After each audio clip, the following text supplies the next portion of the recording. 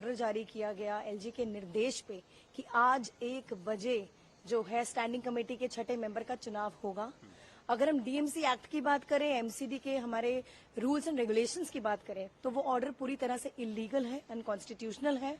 DMC act की regulations की धज्जियां उड़ाई गई है। अगर आप डीएमसी एक्ट का सेक्शन 74 पढ़िए, 76 पढ़िए, रेगुलेशन 23 पढ़िए, तो किसी भी प्रकार का जो एलजी के पास पावर नहीं है कि हाउस की मीटिंग के इंटरफेयर कर पाए।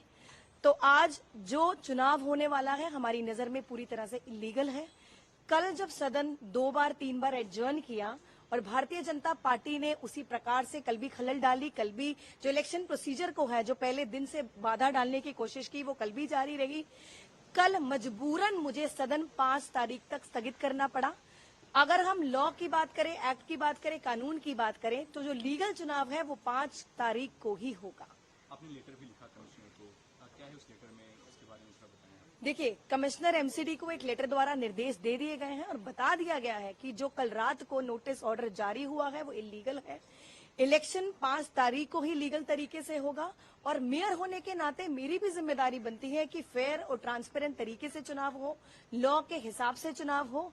तो आने वाले समय में भारतीय जनता पार्टी को समझना होगा कि तानाशाही नगर निगम में इस प्रकार से नहीं चलेगी। भारतीय जनता पार्टी की ऐसी क्या मंशा है कि कल रातों रात इलेक्शन करवाने की कोशिश की गई और आज भी जो 1 बजे चुनाव की तारीख दी गई, जहां पर सदन में मेयर, डिप्टी मेयर या कोई सीनियर मोस्ट काउंसलर ही जो है सदन को प्रिसाइड कर सकता है, वहां पर किसी अधिकारी को लगाना पूरी तरह से असंवैधानिक है। अगर आम आदमी पार्टी के एब्सेंस में कोई एक्टिविटी होती है बीजेपी के द्वारा एमसीडी हाउस में, तो फिर आप लोग क्या करेंगे, क्या प्रोसीजर होगा, क्या कोई कानूनी? देखिए, हम पूरा चैलेंज करेंगे और जिस प्रकार से जो भारतीय जनता पार्टी की तानाशाही है, सुप्रीम कोर्ट के माध्यम से ही भारतीय जनता पार्टी को वहां से फटकार जिस प्रकार पिछली बार लगी, इस बार भी लगेगी।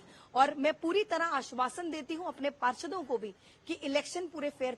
ऑर्डर जारी किया गया एलजी के निर्देश पे कि आज 1 बजे जो है स्टैंडिंग कमेटी के छठे मेंबर का चुनाव होगा। अगर हम डीएमसी एक्ट की बात करें, एमसीडी के हमारे रूल्स एंड रेगुलेशंस की बात करें, तो वो ऑर्डर पूरी तरह से इलीगल है, अनकॉन्स्टिट्यूशनल है। डीएमसी एक्ट की रेगुलेशंस की धज्जियां उड़ाई गई है। अगर आप डीएमसी एक्ट का सेक्शन 74 पढ़िए, 76 पढ़िए, रेगुलेशन 23 पढ़िए, तो किसी भी प्रकार का जो एलजी के पास पावर नहीं है कि हाउस की मीटिंग के इंटरफेयर कर पाए। तो आज जो चुनाव होने वाला है हमारी नजर में पूरी तरह से इलीगल है। कल जब सदन 2 बार 3 बार एडजर्न किया और भारतीय जनता पार्टी ने उसी प्रकार से कल भी खलल डाली, कल भी जो इलेक्शन प्रोसीजर को है, जो पहले दिन से बाधा डालने की कोशिश की, वो कल भी जारी रही। कल मजबूरन मुझे सदन 5 तारीख तक स्थगित करना पड़ा। अगर हम लॉ की बात करें, एक्ट की बात करें, कानून की बात करें, तो जो लीगल चुनाव है वो 5 तारीख को ही होगा।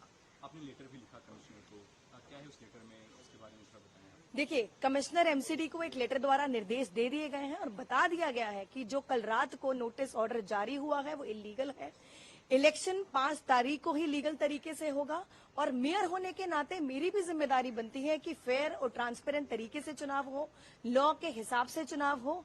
तो आने वाले समय में भारतीय जनता पार्टी को समझना होगा कि तानाशाही नगर निगम में इस प्रकार से नहीं चलेगी। भारतीय जनता पार्टी की ऐसी क्या मंशा है कि कल रातों रात इलेक्शन करवाने की कोशिश की गई और आज भी जो 1 बजे चुनाव की तारीख दी गई, जहां पर सदन में मेयर, डिप्टी मेयर या कोई सीनियर मोस्ट काउंसलर ही जो है सदन को प्रिसाइड कर सकता है, वहां पर किसी अधिकारी को लगाना पूरी तरह से असंवैधानिक है। अगर आम आदमी पार्टी के एब्सेंस में कोई एक्टिविटी होती है बीजेपी के द्वारा एमसीडी हाउस में, तो फिर आप लोग क्या करेंगे, क्या प्रोसीजर होगा, क्या कोई कानूनी? देखिए, हम पूरा चैलेंज करेंगे और जिस प्रकार से जो भारतीय जनता पार्टी की तानाशाही है, सुप्रीम कोर्ट के माध्यम से ही भारतीय जनता पार्टी को वहां से फटकार जिस प्रकार पिछली बार लगी, इस बार भी लगेगी।